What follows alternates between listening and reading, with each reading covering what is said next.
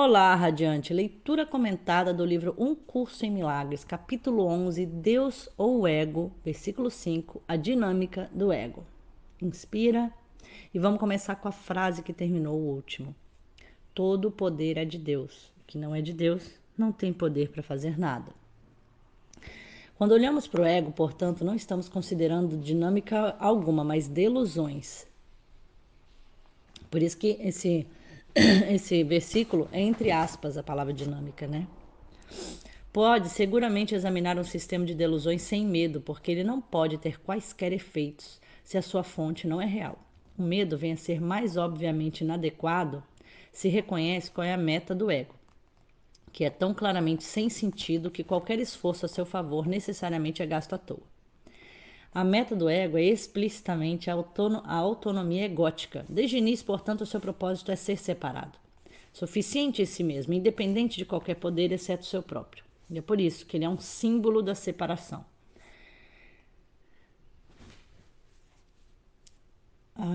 Toda ideia tem um propósito, e o seu propósito é sempre o resultado natural do que ela é. Tudo que brota do ego é resultado natural da sua crença central. E o modo de desfazer esses resultados está simplesmente em reconhecer que a sua fonte não é natural, estando em desacordo com a tua verdadeira natureza. Eu disse anteriormente que exercer uma vontade contrária de Deus é apenas a projeção de um desejo e não uma disposição real da sua vontade. Então, assim, ó, tudo que brota do ego é resultado natural da sua crença, que é um modo de desfazer esses resultados, está em reconhecer que a sua fonte não é natural, tá? Então, a hora que você percebe pelo estado de tensão, pelo estado de medo, pelo estado de dúvida, pelo estado de frustração, pelo estado de cansaço, que você está em desacordo com a sua verdadeira natureza, você reconhece que está no ego. E é simples assim, só que muitas vezes a gente acha que não é porque aprendeu que esse é o estado que a gente tem que viver. Deus é apenas a projeção de um desejo, não uma disposição real da vontade. Quando exercer a vontade contrária de Deus, desculpa, eu disse que é apenas a projeção de um desejo e não uma disposição real da vontade, né? A sua vontade é uma só, porque a extensão da sua vontade não pode deixar de ser como ela mesma. O conflito real que você vive em si, então, se dá entre os vãos desejos do ego e a vontade de Deus que você compartilha. É possível que esse conflito seja real? Então, olha como é que está dissipando isso. Está mostrando o seguinte, que a sua vontade maior, a hora que você está em estados de alegria, de entrega, de confiança, de fé, de amorosidade, de paz, são sua vontade também. Aí quando você tem a vivência do conflito das vontades do ego, que são as de proteção, de ataque, de controle pelo medo que você tem que algumas coisas aconteçam, de que as pessoas façam isso ou aquilo com você, de que falte coisas para você, de que você morra, aí você cria conflito. E aí você não exerce as coisas com liberdade, ouvindo a sua intuição, porque fica criando medos lá na frente e entra em conflito, porque na verdade você também quer a liberdade, a alegria, a entrega, quer se sentir livre para fazer o que sente vontade. Aí você cria um monte de conflitos e fica dualidade. Mas aí pergunta, é possível que esse conflito seja real? Não. Você tem a independência da criação, mas não a autonomia. Toda a tua função criativa está em tua completa dependência de Deus, que compartilha a sua vontade, a sua própria função contigo. Quando falo de dependência, falo de conexão, de alinhamento e de exercer quem você verdadeiramente é. Através da disposição da sua vontade para compartilhá-la, ela vem a ser tão dependente de você quanto você dele, ou seja, a criação também é dependente de você. Olha que bonito isso. Não está falando aqui que Deus manipula você. Está dizendo que você, no seu poder, também é essencial para tudo isso. Não atribua a arrogância do ego àquele cuja vontade não é ser independente de você. Ele te inclui na sua autonomia.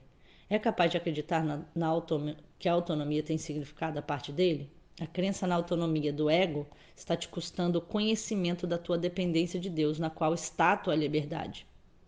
O ego vê toda a dependência como uma ameaça e distorceu até mesmo a tua saudade de Deus em um meio de se estabelecer, mas não se deixe enganar pela sua interpretação do teu conflito.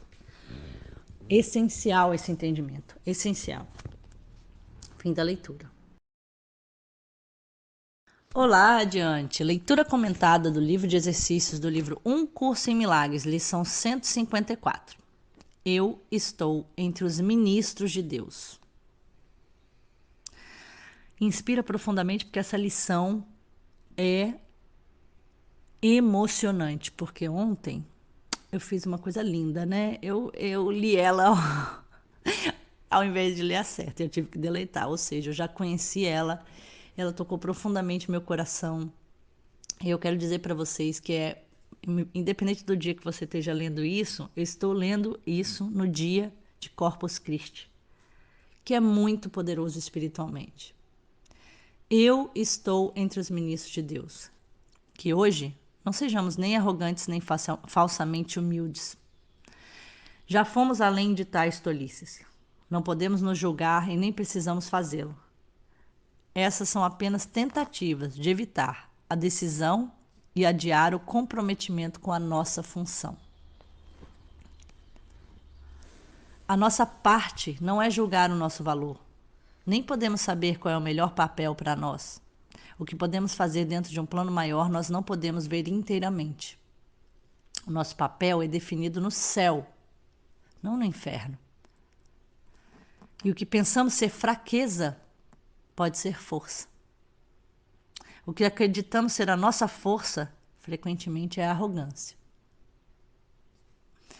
Olha que bonito, gente.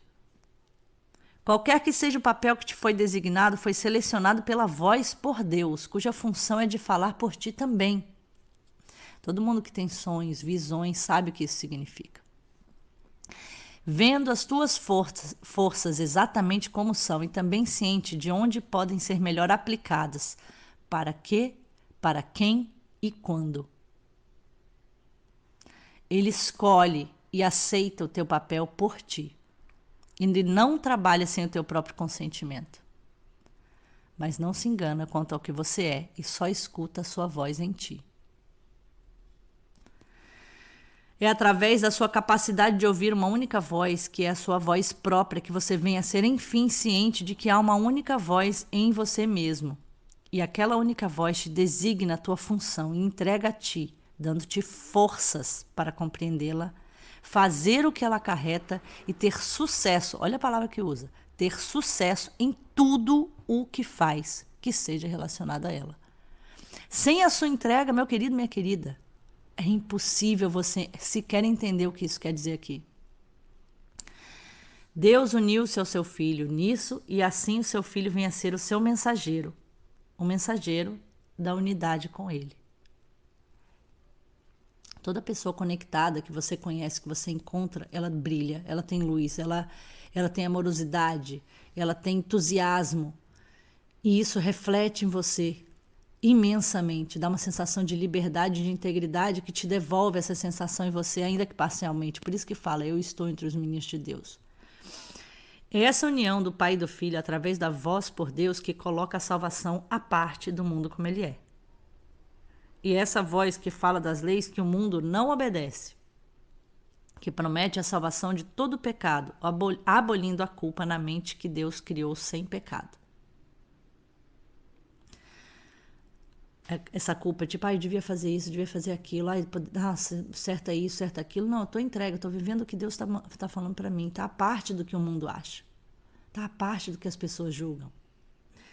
Agora essa mente vem a ser a outra vez ciente daquele que a criou e da sua união duradoura consigo mesma.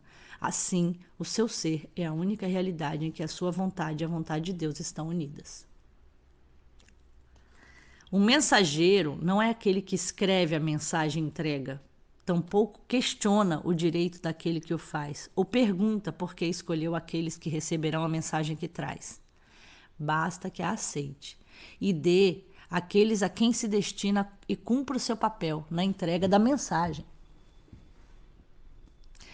Se determina quais devem ser as mensagens ou a que propósito serve ou para onde devem ser levados, está falhando em desempenhar o seu papel como portador do verbo. Há uma diferença principal no papel dos mensageiros do céu, que os distinguem daqueles do mundo, designados pelo mundo. As mensagens que entregam são dirigidas, em primeiro lugar, a si mesmos. Gente, essa parte eu me emociono, porque olha que coisa mais linda. E é na medida em que possam aceitá-las para si mesmos que venha a ser capaz de levá-las adiante e dá-las em todos os lugares a que eram destinadas. Como os mensageiros terrestres, eles não escreveram as mensagens que trazem consigo, mas vêm a ser os seus primeiros destinatários no sentido mais verdadeiro, recebendo a fim de se prepararem para dar. Ou seja, essa coisa linda de tudo aquilo que você passa, você aprende e aí você acredita e você compartilha, é essencial.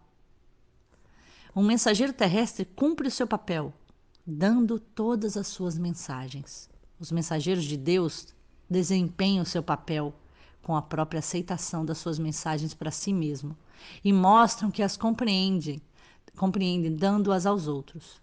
Eles não escolhem papéis que não lhes tenham sido dados pela autoridade maior. E assim ganham com cada mensagem que dão. Para mim, isso para mim se conecta totalmente com o curso em Milagres. Porque quando eu decidi fazer o curso em Milagres, eu falei, olha, eu preciso, para mim, ler diariamente, porque eu acredito, eu confio, e eu não tenho disciplina pessoal real para fazer isso todos os dias sem que eu esteja em grupo. Porque aí eu me obrigo, né? No bom sentido, quer dizer, eu me coloco à disposição de mim mesma e dos outros. Por isso o curso tem que ser gratuito. Né? Várias pessoas falaram para mim, não, imagina, você vai se dedicar a isso tudo. Você tem que cobrar, as pessoas não vão ver valor no que você faz. Aí depois as pessoas não vão pagar pelo seu trabalho. Isso é absurdo. Em marketing é ensinado isso. Eu falei, gente, o meu coração me diz que tem que ser gratuito, porque eu vou receber muito. Não é um dar só, é um receber. Ou seja, eu preciso disso tanto quanto quem eu vou compartilhar.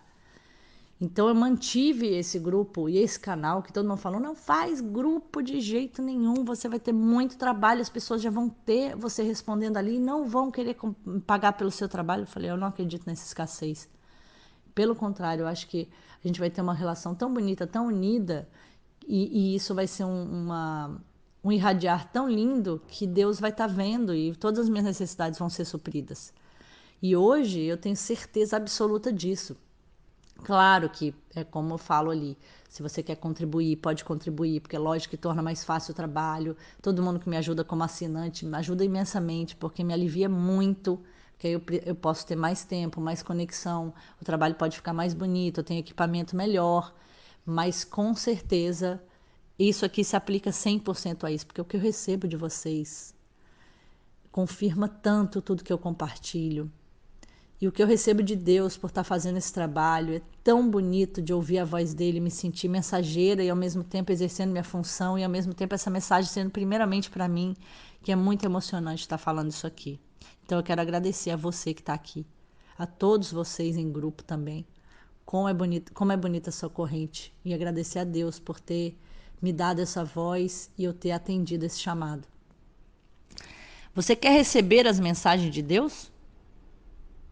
Pois é assim que vem a ser seu mensageiro. Você é designado agora. Escuta essa voz agora, gente. No entanto, você espera para dar as mensagens que tem recebido e assim não sabe que são tuas e não as reconhece.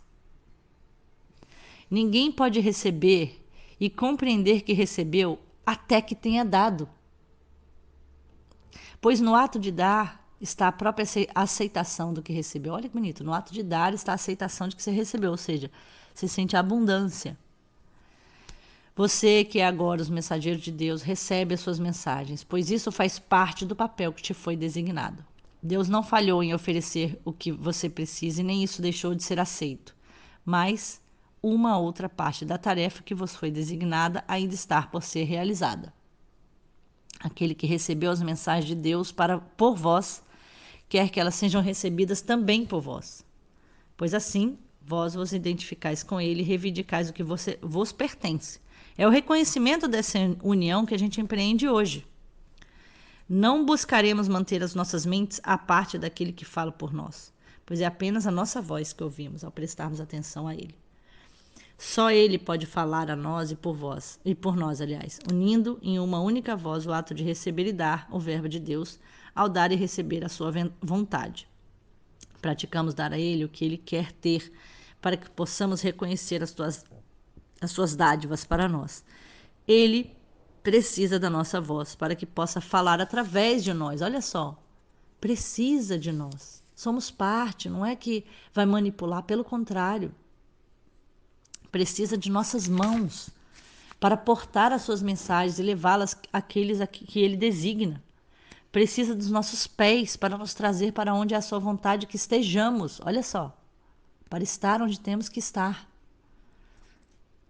Para que aqueles que esperam na miséria possam, enfim, ser libertados. E Ele precisa das nossas vontades unidas à sua para que possamos ser os verdadeiros receptores das dádivas que Ele nos dá. Só nessa sintonia, nessa frequência, nessa vibração é que a gente recebe também. Aprendamos hoje apenas essa lição. Nós não reconhecemos aquilo que recebemos até que tenhamos dado. Já ouviu isso ser dito em centenas de maneiras, centenas de vezes, no entanto, a tua crença ainda está faltando. Mas isso é certo. Até que venha acreditar nisso, receberá 1000 milagres e depois mais 1000, mas não saberá que o próprio Deus não guardou nenhuma dádiva além daquelas que já tem, e tampouco negou a menor das bênçãos ao seu filho. E o que isso pode significar para ti enquanto não tiver te identificado com ele e com o que lhe é próprio? O que está falando aqui? Lá no início do livro falou que os milagres só são necessários enquanto você não está dentro da vontade maior, porque quando você está, você já sabe que você merece todas as bênçãos. Você já recebe o tempo inteiro. A nossa lição para o dia de hoje é declarada assim. Inspira. Eu estou entre os ministros de Deus e eu sou grato por ter os meios de reconhecer que sou livre. O mundo retrocede à medida que iluminamos nossas mentes e reconhecemos que essas santas palavras são verdadeiras. Elas são a mensagem que nos foi enviada hoje pelo nosso Criador. Agora, demonstramos como elas mudaram as nossas mentes a respeito de nós mesmos e de qual é a nossa função. Pois ao provarmos que não aceitamos nenhuma vontade da qual não compartilhamos, as muitas dádivas do nosso Criador surgirão às nossas vistas e saltarão às nossas mãos, e nós reconheceremos o que recebemos. Só posso dizer amém, né? Só. Fim da leitura de hoje.